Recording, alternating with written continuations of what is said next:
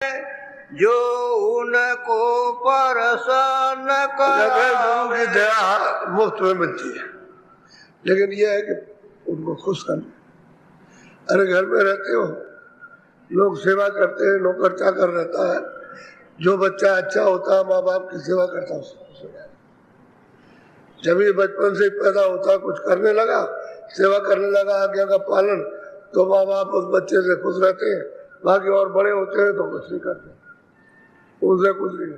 जो आज्ञा का पालन करेगा उसी की तरफ उनका रुझान रहेगा। कहते हैं भाई आदेश का पालन करो तो कृपा के पात्र बन जाओगे, तो तुम्हारी तरफ निगाह रहेगी। अभी मैंने बताया ना कि दोनों विद्यार्थियों का, एक सेवा करता रहा तो कृपा ले गया, और वो घमंड में आ गया कि हमने पढ़ लिया और पास कर लिया, और जब वो गांव में गया तो उसके लिए कुछ नहीं,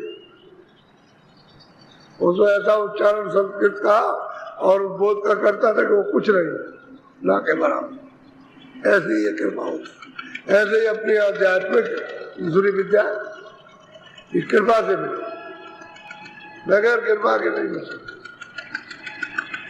बोलो। उनका खुश होना है भारी, सत्पुरुष निज कृपा। सही बात तो है कि सत्पुरुष तो पहले भी है, अभी अपने देश में रहते हैं।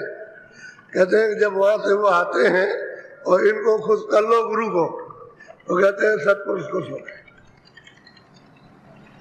इनका खुश होना बहुत मुश्किल है, सत्पुरुष तो खुश है ही, वो तो जो उधर जाएगा तो खुश है, लेकिन ये खुश हो जाए तब तो ये जाल से निकाल ले जाए। ये खुश नहीं होंगे तो उधर निकालने आते नहीं। उन्होंने तो निकालने के लिए भेजा कि जाओ तुम जीवों को जा करके हर तरतीब से मदद देके निकालो, अब इनको खुश करना। और ये खुश हो गए तो सब उसकी कृपा हो गई, और ये खुश नहीं हुए तो उनकी कृपा नहीं होगी, आपको पता ही नहीं चला, क्योंकि ये तो मिले हुए उनसे आते और जाते, इसलिए इनका खुश होना बात है। इन्हीं को रिझालो, प्रसन्न कर लो, रो के गा के उठ के बैठ के जैसे भी हो सके खुश कर लो, खुश हो गए काम बन जाएगा। और ये नहीं खुश हो गए तो कुछ होने लगा। यहाँ लोग ऐसे चाहते हैं कि 2 दिन में सब हो जाए, एक ही दिन में सब हो जाए, अभी अभी हो जाए, और करेंगे धरे कुछ नहीं अच्छा सब, और अभी भवसागर से अभी पार कर दिया इसी वक्त।